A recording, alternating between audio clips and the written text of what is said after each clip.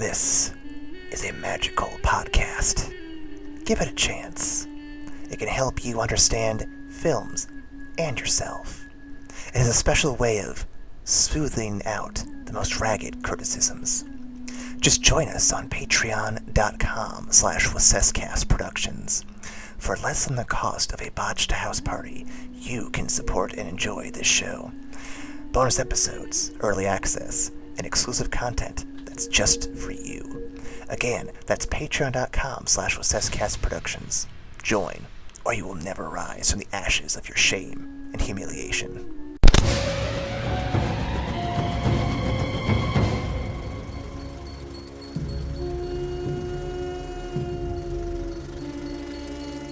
Hey there! You worried about strangers invading your home and ending your regime? Then be sure to check out today's sponsor, Azulok, a trusted home security brand guaranteed to make people run away from your castle or your money back. Welcome to After Credits Cast, the only film podcast to continue peddling fake merch. I'm your host, AJ Waseska, and I'm joined by my forever co-host, Ryan Metters. I am forever here to shill for fake merch. I mean, I got a Zulok on my car, and it's great. No one's broken into it since last night. So that's why my car got broken into. I didn't have a Zulok. Damn it. Mm-hmm. Well, to be fair, I think it was broken into by, Fire Nation soldiers, but that's fine. It's fine. Just strong-arming you into products that you probably shouldn't get. It's fine. Goddamn Hotman. Fucking Hotman. Welcome to today's episode. If you want to follow us, there's links down below, including Patreon, YouTube, Acast, or Pippa, whichever you prefer to call it. Apple Podcast, whatever Google turned into, iHeartRadio, etc., etc. Happy March, everybody. I know we're kind of mid-March, probably. Actually, this might be the beginning of April. Wait, hang on. So we got Season 2 taking January and February. So yeah, this actually might either be the end of March or beginning of April. Whatever it is, happy it. Ryan, your birthday might have just happened, and mine is happening here soon. I can't even remember my birthday at this point. I have no idea. Time is strange in these dark times. Yep. And then, Ryan, if they want to email us what time of the year it is when they listen to this, where can they email that at? Yeah, be sure to send a picture of yourself with today's newspaper so that we can have the date. And you can email us at, is that a fucking submarine? Did Sokka just build a fucking submarine? Excuse me. No, that's evacstation@gmail.com. Indeed. Time is so weird. Speaking of time, we have a two-parter today, so it's all going to be one big episode. Y'all will have a good time with this. Today we're covering the two-part mid-season showstopper, The Day of Black Sun. Da da da. We built up to this for what? Basically a whole season? Pretty much, yeah. I mean, a half season. Well, if we go from the middle of last season when they were at the library, it's basically been 20 episodes. Yeah. No, I'm picking up what you're putting down. Yep. Yeah, no, I gotcha. Both aired November 30th, 2007. God, I'm old. The Invasion 14 years ago. Was written by Michael Dante DiMartino, directed by Giancarlo Volpe, and animated by JM Animation. The Eclipse was written by Aaron Eas, directed by Joaquim Dos Santos, and directed by Moy Animation. A lot of people on deck here for this one, including a lot of returning voice actors, some for the final time because their characters are inexplicably disappear after this one, including Richard McGonigal as Bato, Renee Auberjoina, whatever, as the machinist, Serena Williams as Ming, Wayne Duvall as Forded Poon. No, I thought we escaped this. Michael Richardson as Sexy Dad Voice, Carlos Alaz, whatever, as Do and Tho, William H. Bassett as Hugh, my bad. As who? As who? Sterling Young as Pipsqueak, and Mick Foley as the Boulder. The Boulder makes his triumphant return to the world of Avatar. I'm excited. He's fun. He's so much fun. He's the best. Ryan, I believe you have a good pile of fun facts for me today. Indeed, we have two episodes to cover, so we've got twice as many fun facts for you. First of which, peanuts are an ingredient in dynamite. Did you know? Mm-hmm. It gives merit to the Mechanist's attempt to make peanut sauce bombs. Hey! A little bit of Put that, that in your- anarchist cookbook in your avatar right there for you. Yeah, put that in your anarchist cookbook real fast. I love how we were trying to make the same joke at the same time. Hey, that's comedy right there for you. Next up, the submarines in this episode were revealed by the Mechanist to have limited air, which shows comparison to pre-Cold War and World War II submarines. So, again, they're pulling real-life kind of contraptions and, modifying them to show us exactly where in the, industrial, process they are as in a global scale. Mm-hmm. It's really, really cool to see. The attention to detail with their history facts, everything too, is just it's spot on. It makes the show just a little bit deeper in the education that, again, people check the show out if you haven't yet. I mean, I know we were in the last 10 episodes here, but come on now, check it out. You should. If you haven't watched this episode, but you're just hearing us randomly, consider this a heartfelt recommendation. Please go ahead and watch this show. It's really, really good. Alright, next up, the idea of an oppressive leader using a secret bunker during war is similar to how Adolf Hitler utilized his own bunker. So, again, another real-life fact for you to influence your watching. Also foreshadowing the events of certain world leaders hiding in bunkers from protesters, but we're not going to get into that one. It's too political. Yeah, we're not going to get political. into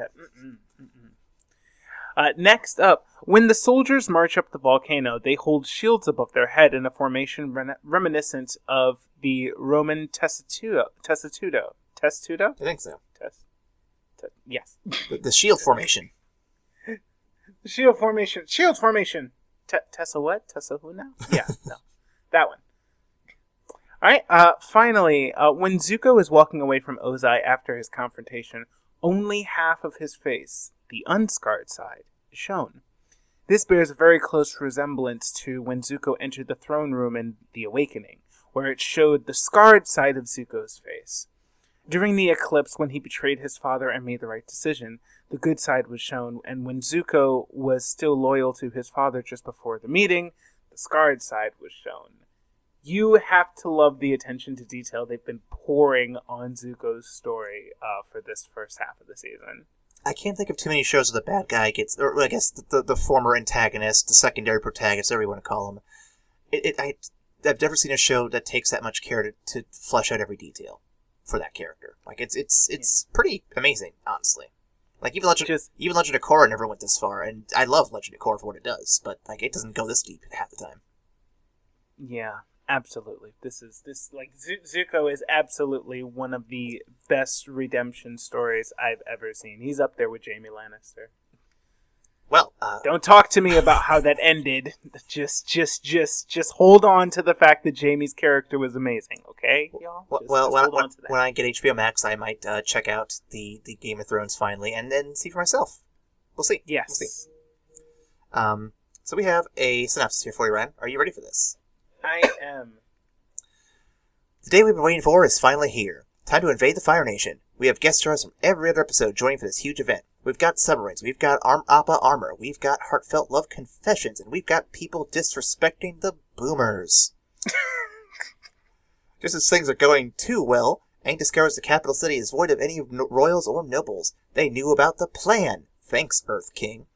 Now the hunt is on to find the Fire Lord before the eclipse ends. But the plan fails as Azula expertly stalls the heroes. Just as the eclipse comes to an end, Fire-Nation ships emerge from beyond the horizon. With nearly everyone is captured, with only the children escaping on Appa. Aang vows to save them all, Sokka feels like an absolute failure, and Zuko gives them chase, having recently told his dad to fuck off because he's going to go join their team. This is an action-packed 2 episodes, man. A lot is happening. Before we dive deep into any questions, because I've got a good chunk of them, where do you want to start? What are your thoughts on this whole thing? Just as a general overview. As a general overview, I felt this was... This felt... I loved it. Absolutely, I loved it. And I love the build-up to it but without kind of overtly making it like obvious that it's not going to work. It's a mid-season finale. We're only 10 episodes in. We're like, okay, they're not gonna just up and finish the show and only give 10 episodes to the show when it's doing so well. But all the preparation that they do, like all of the effort that they put into it, it actually feels like a genuine kind of ramp up. And the first major collision of these forces where the allied nations are actually taking the fight to the Earth Kingdom in their own backyard. So I love the setup for this, and although it doesn't work, I feel like it was executed really, really well. It failed purely on things they absolutely had no way to see coming. So yeah, I remember damn. I remember when this first came out, and all the advertisements on Nickelodeon were like, "Here comes the day of Black Sun. Here comes the big event. Here comes the eclipse." And so I'm just sitting there as a kid. I guess at this point I'd be 16 or 17 now. When did this come out again? Let me check the date again. 2017. I'm sorry, 2017. Wow, 2007. Late 2007. So yeah, I would have been 17. So I'd been waiting on this one for a good few months, because I remember them advertising this all throughout summer, I think, and they just hadn't gotten to it yet. I thought maybe I missed it. Maybe the DVDs were going to come out and explain everything. I don't know. So it came out finally, and I was just remember being in my seat the whole time, just tense as hell, because like I knew it wasn't going to be the end of the series, because it's only halfway through the season. But part of me is like, okay, so like, what is going to happen? How are they going to rectify some stuff? And more importantly, when is Zuko going to do the flip? Because at this point, we all know the big question. Aang still has to master firebending. Whether he succeeds here or not, he has to master firebending at some point. Iroh's not going to teach him. He's in jail. John's not going to teach him because the obvious reason. Zuko's the only other quote-unquote good firebender left who could probably teach him. And we got to see when that flip happens. So this had to be the moment, and I think I was pretty satisfied with how that went down, without question. Yeah, me too. I think it's also really, really awesome the amount of buzz and hype that they were able to stir up with this, because you were mentioning, you know, like the build up, and like we've been waiting on it for months. Like I remember going to watch parties where we all got together and watched this show as it was coming out. So I mean, their marketing was top notch, and the story that they came up with was just mwah. Yeah. I would get together with some friends in high school. We all went to somebody's house. We all had popcorn and whatnot. We were just dialed in. Yeah. What's a real bummer is that I'm looking ahead to the next script just to see there's a bit of a hiatus between this and the rest of the season. And I get this is a mid-season finale, but the next episode won't air until July.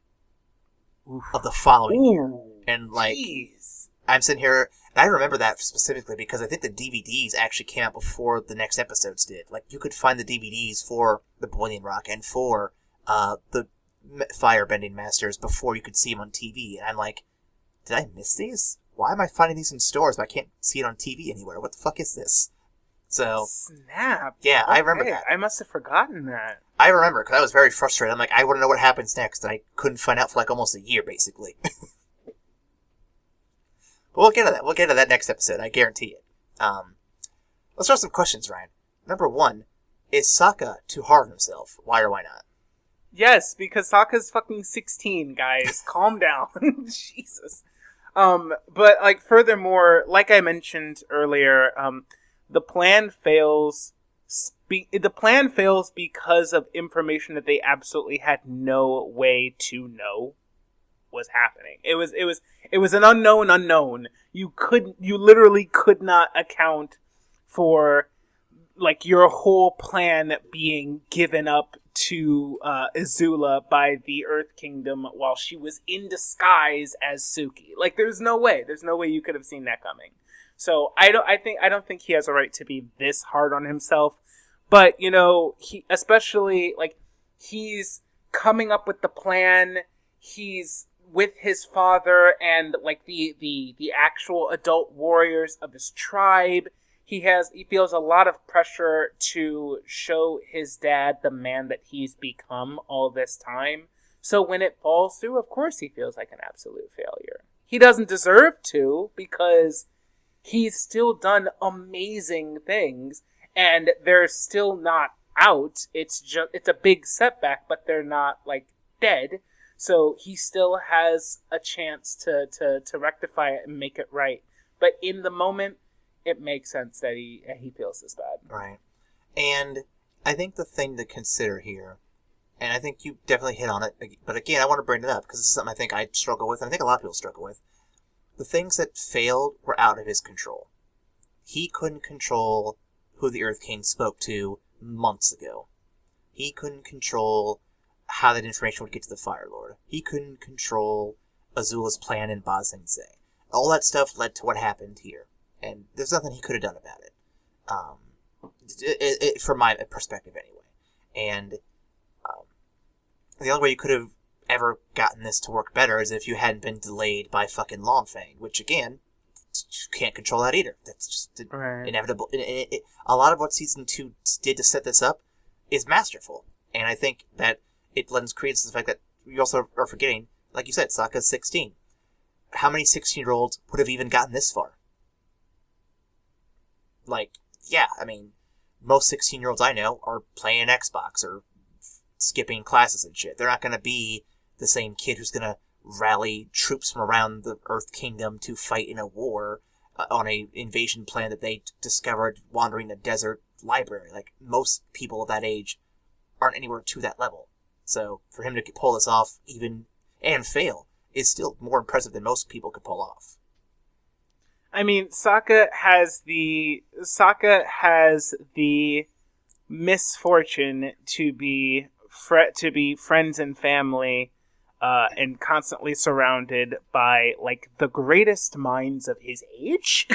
So by like being surrounded by so many amazing people and having to compare himself to them, he loses a lot of the amazingness that he actually brings to the table. If you can't see your own light because somebody else is shining so bright, it's hard to kind of keep that self-awareness and really to like not be as hard on yourself that you're not a fucking master war general, or you can't see the fucking future to know that Azula actually knows the plan, you know? So like I feel like the imposter syndrome hits him kind of hard in a couple of episodes, and I think they do a really good job not only of showing that, but of showing his friends and family kind of supporting him and really like lifting him up during those moments. Mm-hmm. So I think Sokka's a very well done character. And he'll redeem himself in a few episodes as well. So that's something we can look forward to here pretty soon. Yes. Should they have abandoned the plan the moment they realized the town was empty? Why or why not?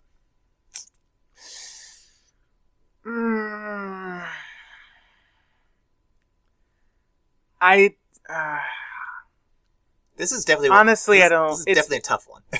It's a hard call. If I was in his shoes, I probably wouldn't either, because they like while seeing any amount of preparation to your surprise attack is bad, it's they had worked too hard, and they broke the barricade, like they got through, and they actually managed their way to the Imperial City. If they turned back at the first sign of trouble, like they might have actually lost the chance to get what they had done. So it's like, once they saw the town was empty, it's like, okay, that's a change in burial, but it's still not altogether impossible. So I don't think they should have abandoned the plan. I would argue otherwise. I'm not saying that the plan is bad, but I think that with the nobles out of the place, with the royals out of the place, you don't have targets, and you don't have enough lay of the land to know where they might be. Yes, Toph can see in the earth and can do her vibration sensing to get an idea, but you weren't going to know who you were going to come across down there. And, of course, they come across Azula of all people, who's going to fuck up the plan to the nines, basically. I would say the smartest move would have been to follow Kataro's suggestion. Tactical retreat, get as many as you can out there, and plan for a different invasion on a different day. Yes, you're going to have to actually fight firebenders, but you have a pretty solid team, and if you coordinate properly and at the right time, like an overnight invasion where your waterbenders are going to be the most powerful, you stand a better chance than going in there blind almost, I think. Yeah. I think the plan was sound in terms of, well, we want to attack the Fire Nation when they're weakest because literally there's going to be a moment where none of the firebenders can bend at all. So I think that's definitely a key moment to strike. But I think also the plan made, like, it kind of gave Aang some leeway in the fact that he had been so slow to learn firebending. Because it's just like, if I just have to fight the Fire Lord and he doesn't have bending, I can absolutely take him out with the 3 styles that I'm good at, like, right now. But a fully powerful Fire Lord is gonna be a bit spooky for him personally because of his aversion to fire. So I feel like the plan was not only kind of catering towards this specific day because of the tactical advantage, but it also kind of gave Aang an easy out, which is why I also think they wanted to, let's make sure to get it done today, because if we have to fight this dude on any other day, it's gonna be 5 times harder. And that much I understand, but I don't know. I am, having played a lot of tactics games like Fire Emblem and like XCOM, my goal is always to try to preserve as many people as possible, because you know the final battle, whether it's here now or 10 missions from now, you want the best people you have, and you want as many of those best people as you can get. Absolutely. But also keep in mind that the goal of this mission primarily was just get the Fire Lord, so all of the nobles not being there wasn't too big of a blow because they weren't looking to take prisoners. No. Like, they were a small enough, they were an assault team. It wasn't, we're going to launch a full-scale invasion of this island. It's like, we're going to get these guys in, we're going to back Aang up, Aang is going to take out the Fire Lord, and that's going to be it, and the war is over at that point. Well, no, I get so you, getting but in there there, was no one there. Like, he even went to the palace and no one was there. So not just nobles, but like even the royal families, just they're gone. They're MIA. So yeah, I feel you. I think like you said, it's a tough call. That is a tough call. Mm-hmm. Speaking of tough calls, how scary and powerful is Azula to give the gang to run around without any firebending at all? And is it surprising she can outlie Toph's abilities? It's not surprising about the lying bit because we've already discussed the many ways in which Azula is a certified sociopath. So, yeah. Excuse me. Yeah, she's a masterful liar, and being able to fake a polygraph, essentially, is not surprising at all. I wouldn't say Azula is super powerful to be able to give them the runaround. I think she's amazingly skilled. She is absolutely skilled. And she's fought them like so many times at this point. She has a very good read on them. So if her whole goal is to just occupy them, I don't think that's too hard of an ask for her. Not only is she a skilled martial artist enough to stay out and like make sure that that they don't like hurt her, but also it's the idea that she's the only one who knows where the Fire Lord is, so they can't move to knock her out because she has the info that they need. So not only do they have to capture her, but they have to capture her alive. Like, not necessarily alive, but they have to capture her conscious. And that gives her all the room in the world to really fuck with and manipulate them and just take up time. Very true, very true. And she's always shown to be this high-level thinker. She could outwit a lot of people in Among Us pretty easily, I would imagine. So, 900 IQ. Yeah, Mei Li is looking sus as hell. What is she doing in the rafters? Why didn't Azula take a more focused effort to eliminate the Avatar here and now, while she could? With her and her Daily agents, of course.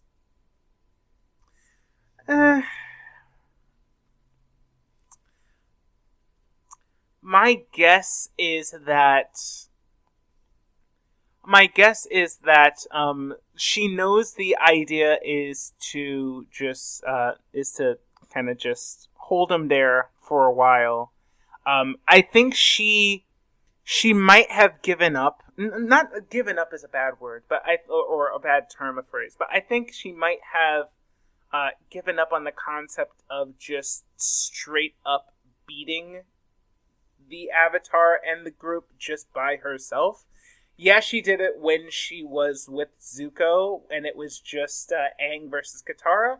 But as much as I think she would be loath to admit it, Zuko is a powerful firebender. Not as powerful as her, of course. Not yet, Absolutely anyway. not. But, I mean, he could hold his own, and he also has the experience against them as well, which counts for a lot. So, honestly, I think her idea was just to stall, and once the eclipse is over, they have literally trapped themselves in the middle of a Fire Nation stronghold, surrounded by firebenders, and the two most prominent firebenders in their nation, herself and her father. So it's like once the eclipse is over, in her mind, they win. That's it.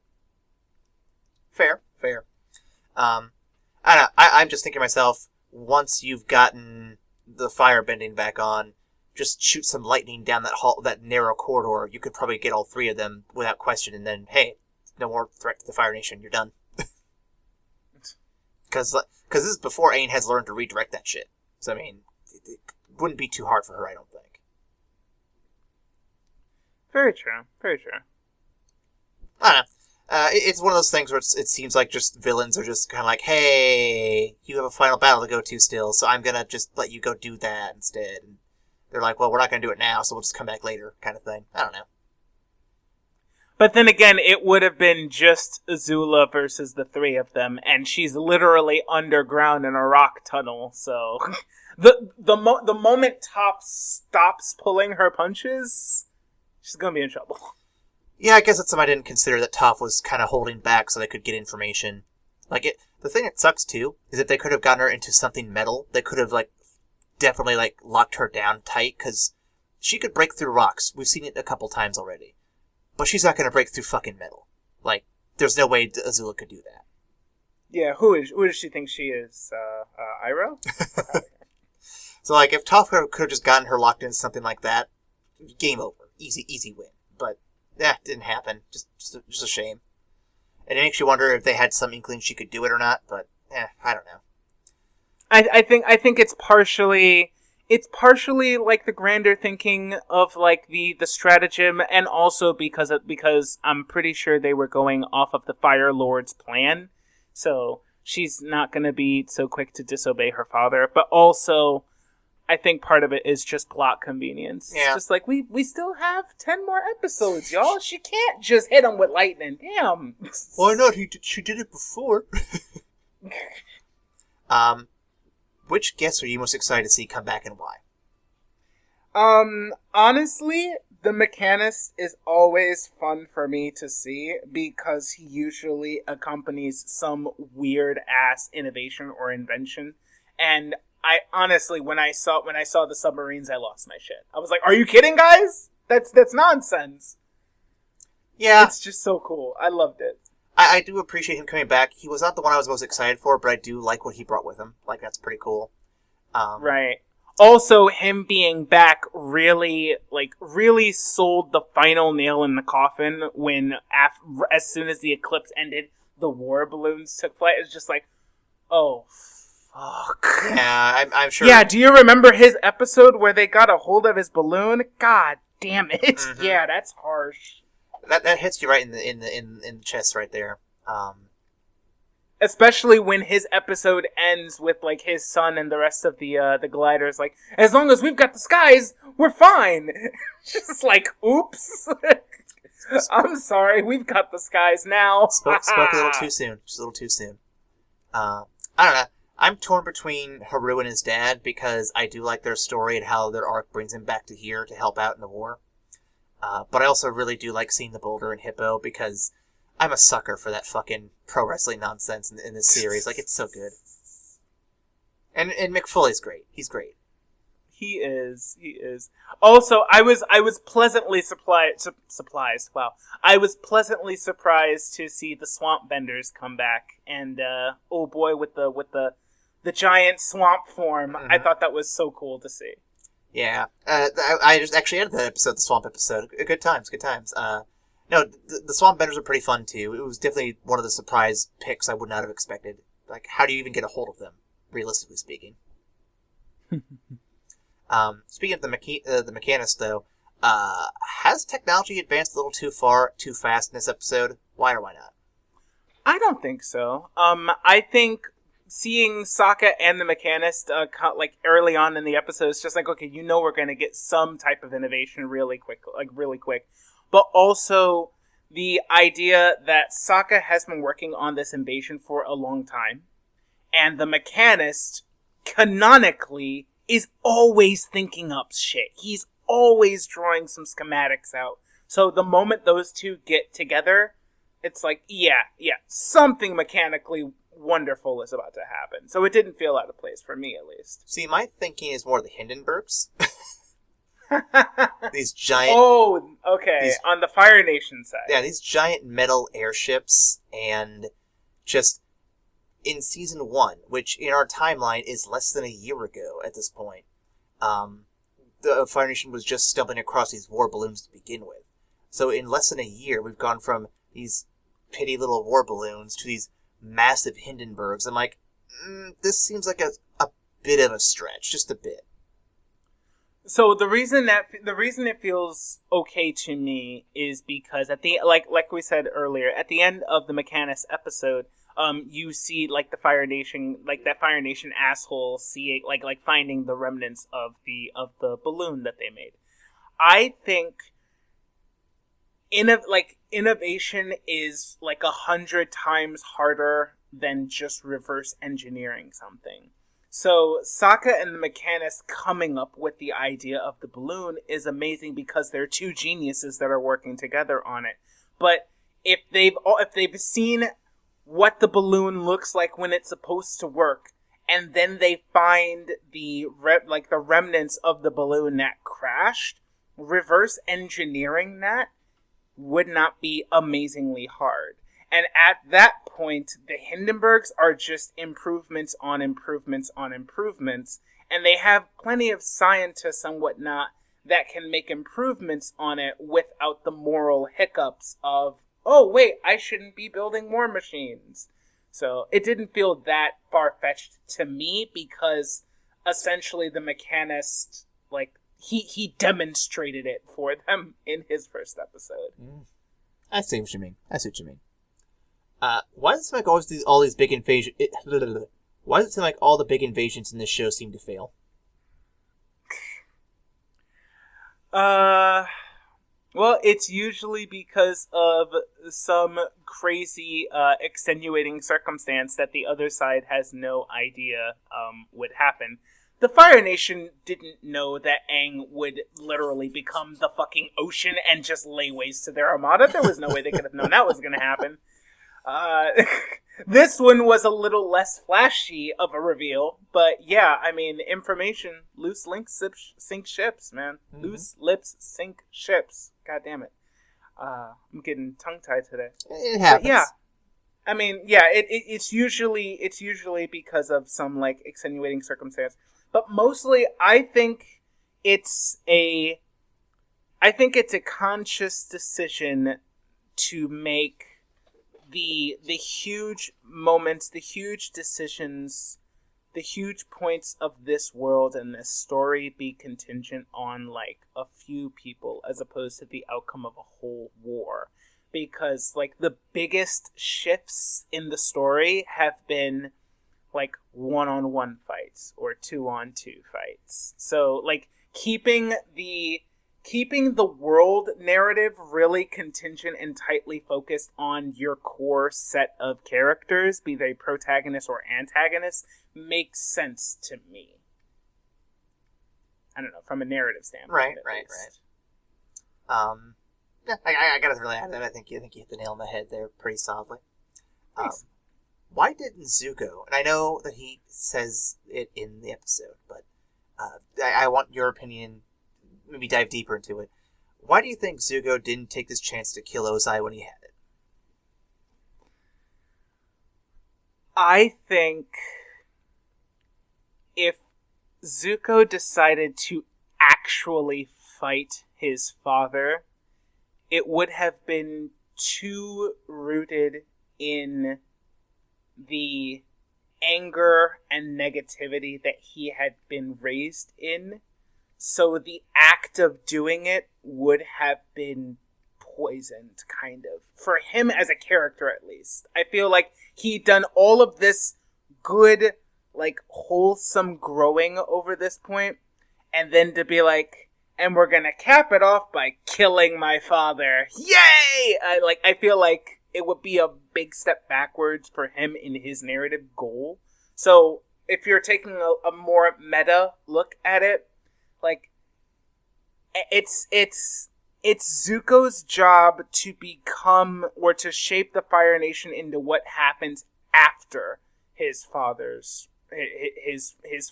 tyranny is at an end. It's not his job to actually fight his father. In which case, but he wants to arm the person that is going to do it. So yeah, I think that's just kind of where I'm coming from. Yeah, it's one of those interesting scenarios because, I mean, he's got the lightning. He's got it right there. He could just redirect it right at Ozai, but he chooses to not do it quite straight on and ends up letting him live. And it's one of those things where you're like, this is your chance, Zuko. Why not take it? And I'm looking at it from the perspective, and I think it's definitely on a meta level of, one, it's a kid's show. You have to take Ozai out in a way that's not going to kill him. And if you want your heroes to remain untainted by not having them kill anybody, unless they turn into giant fish monsters and kill everybody. But that's not the point. The point is that Aang, Sokka, Katara, and Zuko, and Toph, maybe not Toph, we might give her some slack. They can't kill anybody. That's just the rule of a kid show. That's the rule of the meta of the kid show. And I think that the minute you do that for any of them, they cease to be a hero. And I think that is largely what happened here. And I think his reasonings come off as very awkward because they're trying to fit those reasons into the mold of this kid show versus giving it some real logical depth to it. Because logically speaking, if he just does it, war's over, they can move on. But that's not how the logic of the narrative and the show work, and so they have to kind of force it in a different direction, so to speak. At least that's how I'm looking at it. I think it's like the biggest reason why Zuko doesn't kill his father is because in that moment where he absolutely has the chance to do so, sparing him proves that he's better than him. It proves that he is not like him, because surely Ozai killed his father, and Zuko deciding to not kill him shows how much he has given up his father's way.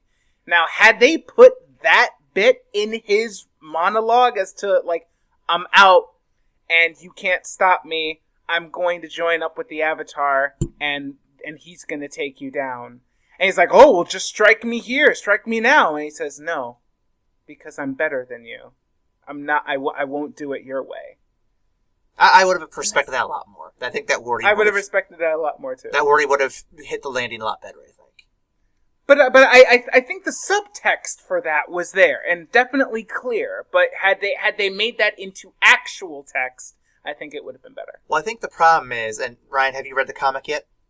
Not yet. I'm Okay, gonna read it. Okay.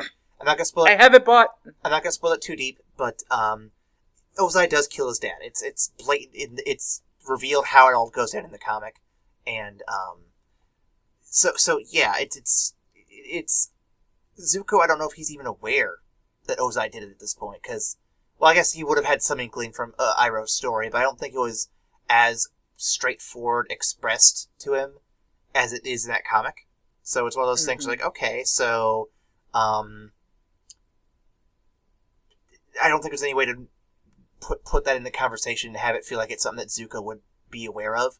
I don't think the audience is aware of what he's aware of either, so I don't think it would have mattered, but in hindsight... But are you aware that he's aware that you're aware that he's... Sorry. Well, speaking of awareness, Ryan, how the fuck does Iroh break out of his cage? He's the goddamn master! What do you think? You were saying it's canonically proven that Azula can break through rock. I have no doubt Iroh, in all of his mastery and his newfound fucking jacked physique, can bust through a steel bar. I have no doubt. I wonder if Warden Poon shat himself when that happens. He's like, oh fuck, wait, no! Wait, I thought he was a fat, crazy old dude. Oh god! Just murdered. Just wrecked. Yeah. I wish we could have seen it just for a minute. Like, not even... Yeah. Like, these two episodes were doing a lot. And so, like, I don't fault them for not showing it. And it also really lends to the mystery where we're just like, where the fuck is Iroh? Oh god, wait, Iroh busted out! Yeah. Where? So then, like, it adds that onto the weight that's simmering, so that at the end of Zuko's path, when he finally gets to meet Iroh, we can all just cry like babies. So, yeah. I do wish we could have seen Swole Iroh in action. No bending. He's bending necks today. That's it. Just... Bending necks. Oh my god, that's so brutal. Okay. Final question. Kind of a deep one. We'll see how far you take it. Do you feel this episode properly reflects the sacrifices made during war? Why or why not?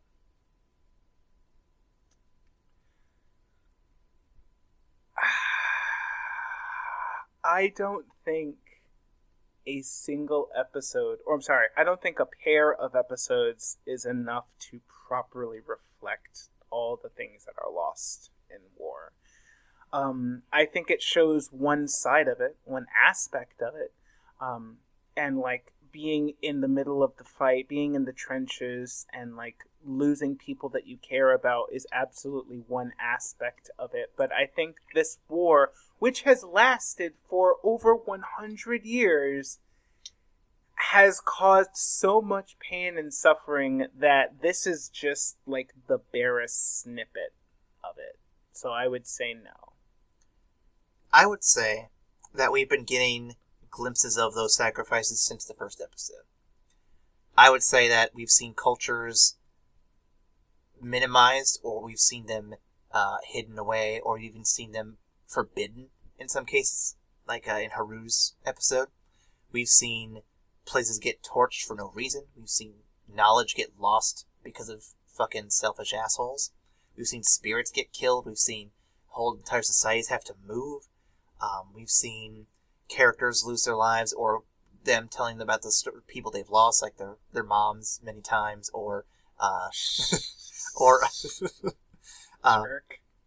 but I think this episode is just one of many that I think reflects what losses happen, what sacrifices happen during war. I think this one is maybe more direct as to what happens in the front lines. I think this one is more direct in the split-second decisions that need to be made when things don't work out the way you'd planned, or when strategies go awry, or when an unexpected just event occurs and you have to make adjustments for it.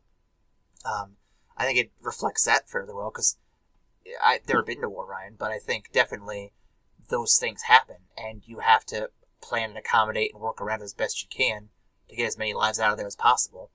Absolutely. So I think this fits that mold pretty well. And when you compare that to the rest of this series, which has done everything it can to express how bad a tyrannical dictatorship and an all-out war lasting 100 years, and how the effects of all that can hit an entire planet, I think this does a good job. By itself, I think you're right, but I think when you take it as a whole picture from everything we've had up to now, I think it all fits pretty well. I think the series as a whole does a very remarkable job showcasing the many tragedies that happened during the war. Of course, it's all very much sugar-coated and watered down because this is a show for kids, guys. That, like, we keep forgetting, like, the complex geopolitical situations and the morality questions whether or not to kill somebody for the greater good. This is a Nickelodeon show, guys, so it definitely presses the boundaries, but it can't fully... It can't do Grave of Fireflies. Yeah, it can't be Grave of Fireflies. It cannot do that. So I think for the medium, I think the show is a masterpiece in terms of really getting that point across. Does this one do these pair of episodes fully encompass war? I don't think so. I think it does a very good job of showcasing various aspects of it, particularly the front lines and the split-second decisions. But the show as a whole does the job of kind of really giving you a wide-angle lens on that. To add to that, Ryan, do you think this loss is a bigger loss than Ba Sing Se, or do you think Ba Sing Se is still the biggest loss the team has faced so far?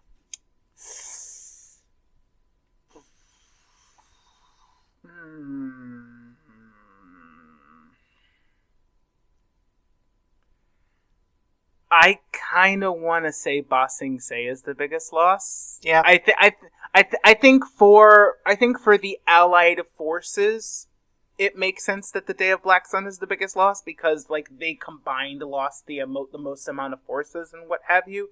But Aang almost fucking died. Like, no, Aang died. And the only reason we had, like, he was able to come back is because Katara had a Phoenix down. That's literally the only one, too. The only Phoenix down in the world, guys. And she was able to use it to res him. So not only did that happen, but the loss completely blindsided them because they weren't expecting any of the shit to go down. And to top it off, it shook the fuck out of Aang's confidence, who had, for the most part, been winning pretty regularly up until that point. So I'm going to say, on the global war effort, Black Sun is probably a bigger loss, but for our group of characters, Ba Sing Se still takes the cake. I would agree. I think Ba Sing Se, for a couple reasons. One, Iroh loses Zuko, and... Ooh, yeah. Oh, God. That hits pretty hard for a lot of people. Heartbreaking. What you said about Aang losing his confidence, almost dying, hits another bell there. I think also the fact that the biggest, quote-unquote, most impenetrable city in the world falling is a big shock to the whole world as well. I think if something like that happened to, say, America, or some other country that's considered to be impenetrable or difficult to invade, I think you're going to see a similar kind of ripple effect happen where everyone's morale drops. I think you see just everyone realize, oh, this war is coming to an end, and it's not the end I want. Like, you're going to see that. Yeah, no major attack has ever happened to America when nobody thought it was going to. No. That's never happened. Never. It didn't completely shatter the morale of the country for a good long time after the fact. With nasty ripple effects that are continued to this day, but still. But the other thing to consider, too, is that Ba Sing Se, something physical and tangible was actually lost on a massive scale. And while, yes, we did lose a few players in the Black Sun invasion, you didn't lose a whole society. You didn't lose an entire big-ass city. You lost a ragtag team of people who knew their lives were going to be at risk no matter what. I think that while the sacrifices made here are felt a little harder by our team because it's more personal, I think that Ba Sing Se has a bigger impact on the entire war as a whole. Because had they been able to save it there, none of this would have needed to happen. I agree. I agree with this. Yeah, that's a really good point. Mm-hmm. Thank you. Any other things any other thoughts you want to hit up before we do the wrap up? No, I think we did really good on these. This is a fun episode to write for. This is one of my favorite episodes, I think, of the season. That's not including the fact we have plenty more to go. Good times are had here. And if you want to enjoy the good times, you can follow us over on Tumblr, Twitter, or Facebook, and leave comments down below. Tell us what you liked about this episode, or upcoming episodes, or what you want to see in future episodes of the show. And Ryan, if they want to email us their thoughts, questions, or requests, what have you, where could they email us at? They can email us at daddyiro. Excuse me. I don't know who the hell said that. No, that's evacstation at gmail.com. And if you go to patreon.com, you can also support us there, and even make requests for certain episodes by joining one of our patron levels. And, we might actually get to doing that for you. So feel free to give us some money to help us get the show running. Anyway, this is the part where we rank the episodes from platinum to bronze, all the colors in between. So we have the Invasion, which is the first half, and the Eclipse, the second half. Ryan, what would you rank the Invasion? Okay, so we're not going to grade them as a unit? Okay. Okay. I guess we have done that before, haven't we? Well, I figured since it's a two-part episode, and we talked about it as a... Yeah, okay, that's fair. I forgot how we did. It's been a minute. Let's go ahead and do it as a whole, then. So how would we rank the Day of Black Sun? Oh, dude, this is a platinum. Didn't need a whole bunch of build-up. No, this is a platinum. This was a major world event, the culmination of, like Aaron said, a full season, the last half of the second season and the first half of the third season. A full season's culmination. Us lucky devils, we got a season finale in the middle of the season. What it felt like for me personally. I loved the combat. I loved the innovation. I loved seeing Sokka get a chance to shine. I loved Zuko getting his huge moment and culminating it with actually instinctively mastering the lightning redirect technique because he's more at peace with himself after he tells his dad to fuck off. Mwah! Chef's kiss. Platinum. All the way. I would concur. I wanted to argue a little bit, maybe make it a gold, but honestly, they built up this episode perfectly. They executed it well, and the follow-up is pretty dang solid as well. It transitions from one part of the show to the next without any kind of stops. The action's well choreographed and paced. The threats are real and get crazy by the end, and every character's got a moment that is just kind of fun to watch. And you get to see characters make some tough decisions they wouldn't otherwise make, and it kind of is a worthwhile build-up. I think this is overall one of the best moments of the show, and definitely worth a watch if you haven't seen it yet, but probably watch the rest of the show first, because the build-up is part of what makes it great. Don't skip to this. Don't skip to this episode, guys. Platinums all around. Next week, Ryan, things take a different tone when we have Zuko join the group. Hey! We're here, boys! Finally, at long last. But you'll hear more about that next week. Until then, we will see you after the credits.